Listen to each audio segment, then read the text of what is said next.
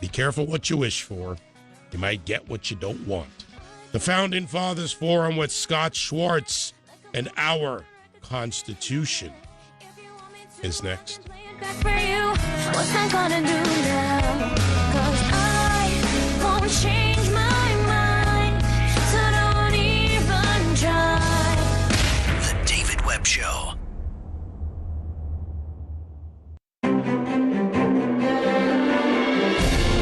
More voices, not less.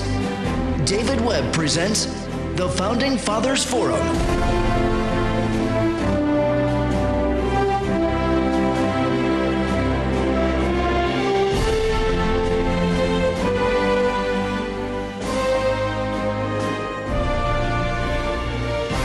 Every Thursday at this time, we present you with your opportunity to put your ideas forward.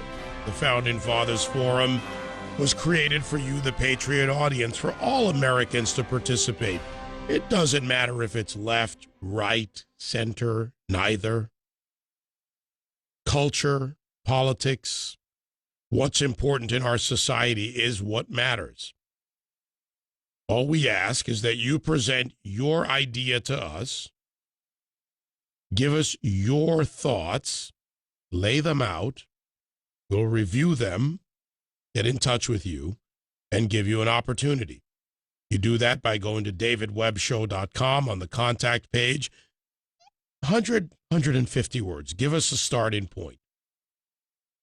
And we'll work with you to set it up, and then you will come on and do your Founding Fathers Forum, as Scott Schwartz will do tonight. Scott's widely known as the ultimate bad guy from his acting career, including films like Ocean's 11, 12, and 13, Starsky and Hutch, Spider-Man, Fun with Dick and Jane, Buffy the Vampire Slayer, I'll have fun with that one, The Mentalist, Castle, other TV shows and films. But what most fans don't know is that Scott is really the ultimate nice guy. He's been visiting children's hospitals worldwide for the past 15 years after losing his sister to lung cancer in 1998, and realizes the value and impact of making a lasting impression on children with cancer. The Scott Schwartz Children's Foundation makes a difference in the life of each child by continuing to visit hospitals worldwide, helping Alicia's House Food Pantry, children's hospitals, and more. And for the past 10 years, he has been an essential part of their fundraising arm. Scott is also super conservative and Republican, which in the acting world is very rare, as many of you know. And Scott, welcome to the Founding Fathers Forum. Geez, I got to tell you something, David Webb. What a profound pleasure to be on your show. And also, my mother couldn't have given me a better introduction than that. Well, I called her and we talked. Really? I haven't talked to her for a year, where she voted for Obama. Well, it's Mom. You got to forgive her. I'll pass on that one. All right, Scott, this is your Founding Fathers Forum on the Constitution. Take it away. Okay. People are always complaining about the Constitution and the Constitution diminishing, and there's only one way that we can establish a foundation. We can't assume that that our teachers in schools, especially when half of them have certain beliefs anyway, that they're going to teach our children the right and the wrong and the essentials of the Constitution, the essentials of our founding fathers. I'm a Jew, and basically my grandfather, God rest his soul, was from Kiev, Soviet Union. He was in the Soviet Union during World War II. Basically, after he came to the United States of America as a young boy, he would constantly tell me stories about the Holocaust, about the Nazis. Basically, that instilled a certain curiosity in me that wanted to make me learn about it, that wanted to make me watch programs on it, that wanted me to learn the truth on the matter instead of just hearing babble and nonsense and drivel, but instead learning factually what really happened in there. And I think that the fact that we had those discussions and we kept an open discussion about this subject, I think that it really enabled me to get a grasp on exactly what happened. Unfortunately, in today's society, there's people that are trying to diminish the Holocaust, people that are trying to make it irrelevant in some way and take it out of history books. And there's people that will tell you it's a lie, that it didn't really happen. Factually, it did happen. And, you know, it's important to me to know the facts. There's so many people out there that don't know any facts about the Constitution, about our founding fathers, and parents need to instill that in them. If parents are complaining about the Constitution, diminishing about what our founding fathers gave us to carry on to our society, then you know what? Basically, they're just turning their back, and that's not good. If they're complaining about it, do something about it. Do something about it. Reinforce the truth to your children and keep it alive. What you're talking about there, Scott, in that last statement, to me reads like education and civics. And what is not civics is frankly not taught that much anymore in our schools. It is not a main focus, especially in the public school system. But the education that a parent has a responsibility. You know, it's often said kids don't come with a manual. Well, becoming a parent doesn't always come with a manual either. Maybe after a couple, you get used to it, you figure it out, and then a new one comes along. So how big a role does that really need to be in your estimation? A very big role, because unfortunately, in this screwed up world we live in, I know that Judaism is diminishing slowly but surely. The Jews of today are different than the Jews of yesteryear. Basically, I could sit down and have a discussion with tough Jews that would, and I'm from Philadelphia, tough Jews that if you didn't say what you felt or you would disagree with them, they tune you up. They tune you up. Nowadays, the Jews is a little soft and a little sweet, and basically what they're doing is turning their backs on Judaism, and their big claim is, oh, well, I'm over here and Israel's over there. It's sad to me as a Jew, but in a way I really get a lot of satisfaction out of it, that people like you and Sean Hannity and people are just very outspoken, non-Jews who are more interested in Israel's survival than Jews. And that was really ridiculous, because I think that Israel is a cornerstone of the Jewish faith. And it basically is something that really should be respected. Let's talk about Syria for a moment, because here we have a developing, and that may be the understatement of the night, but a developing situation in Syria, and now the talk of whether to get involved or not. Syria borders on Israel in the north, especially in the Golan Heights, and down in close to the Jordan Valley, where, of course, that's the breadbasket.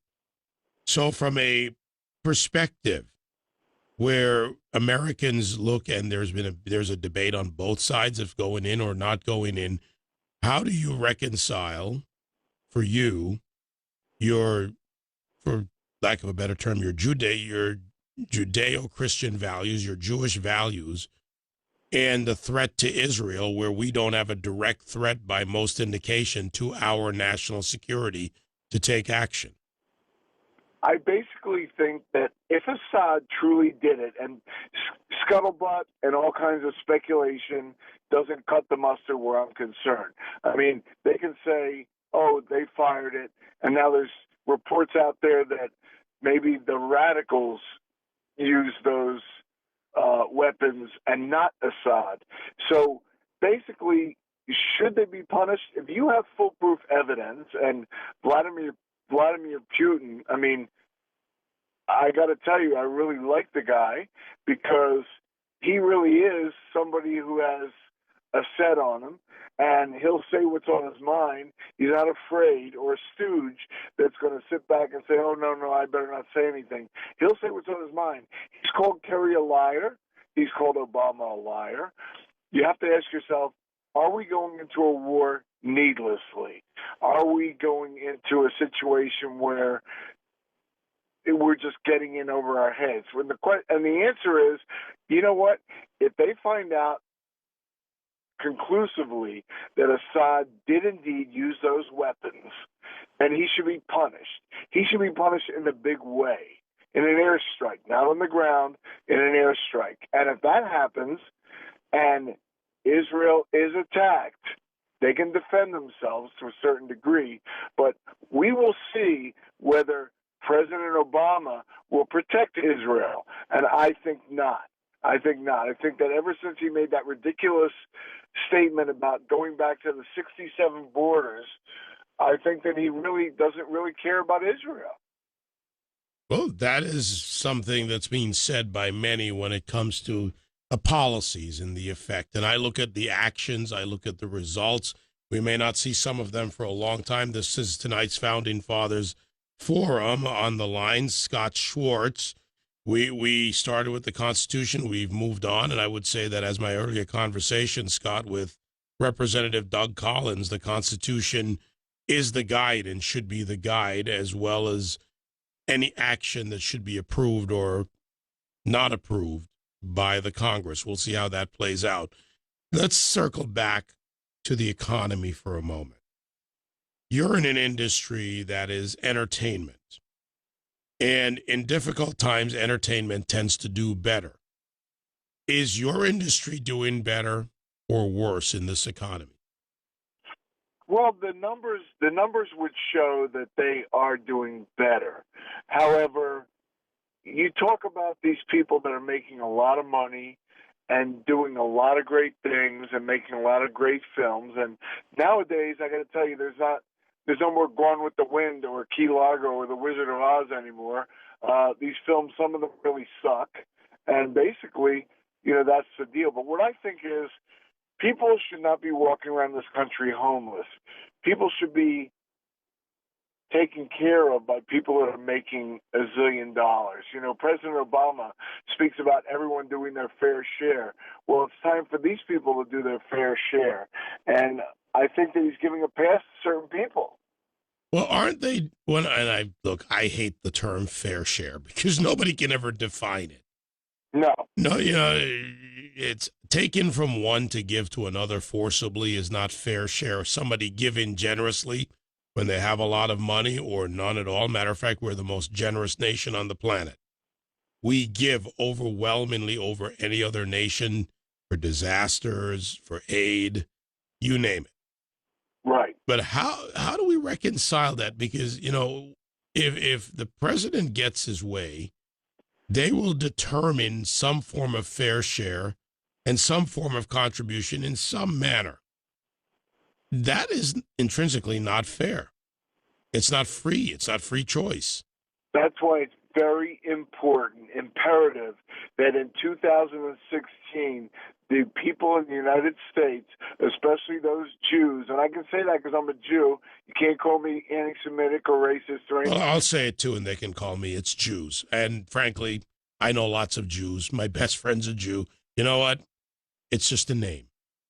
But I hope they don't vote for Hillary, because then they're going to be damn Jews. Look, never mind. We won't get into any Hillary Clinton jokes. Scott Schwartz is on the line.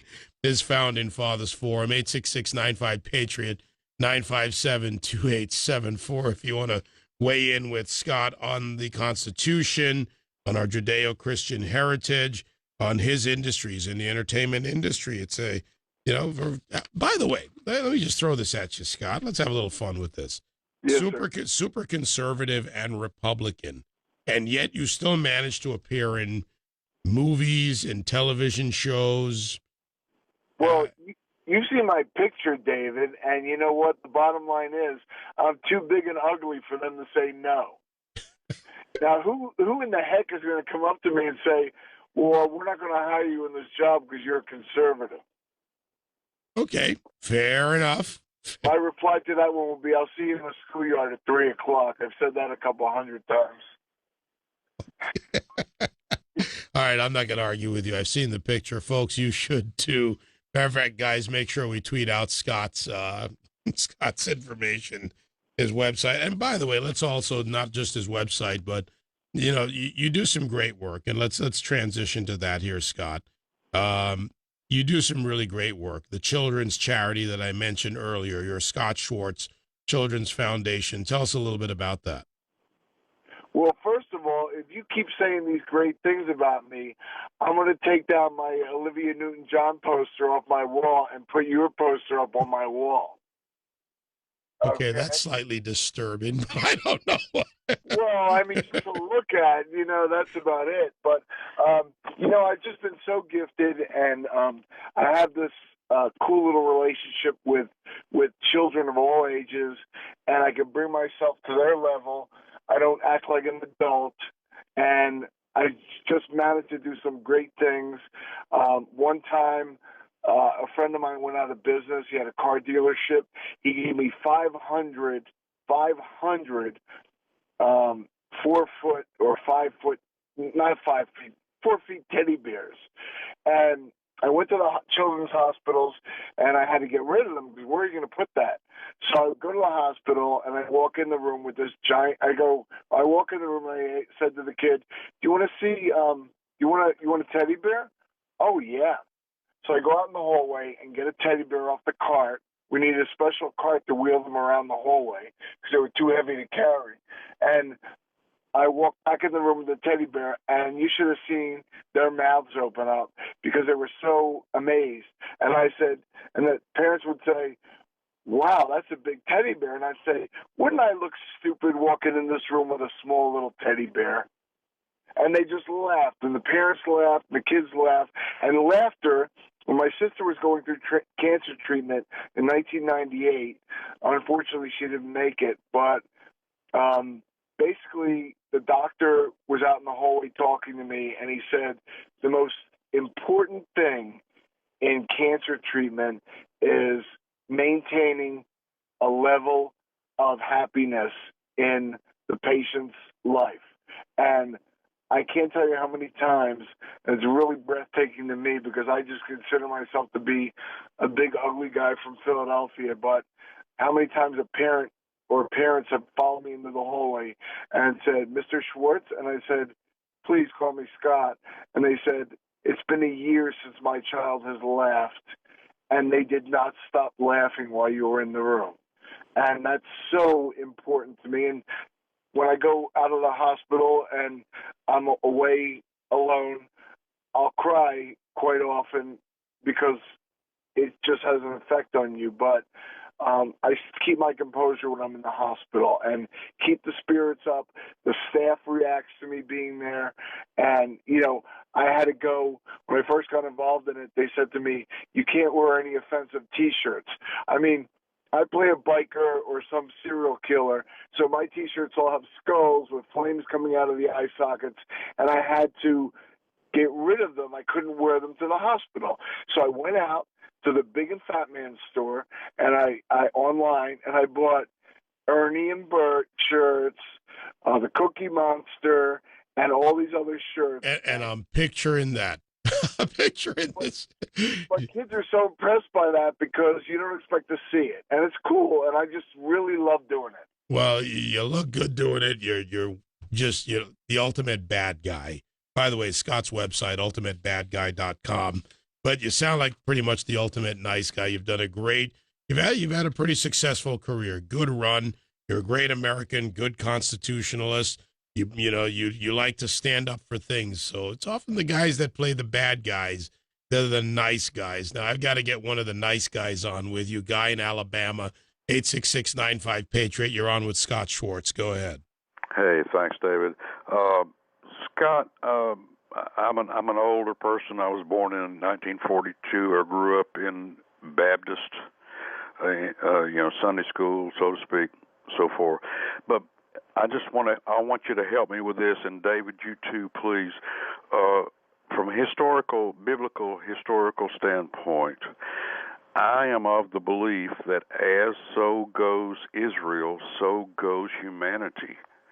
In other words, correct me if I'm wrong, but I'm thinking it's written in the Bible somewhere that those are end times. Can you speak to that, please? All right, Guy, thank you for the call. Go ahead, Scott. Well, I mean, there's so many factions of Judaism. There's conservative, and there's Reform, and there's, of course, the Orthodox, which is the guys with the fancy sideburns and all that stuff.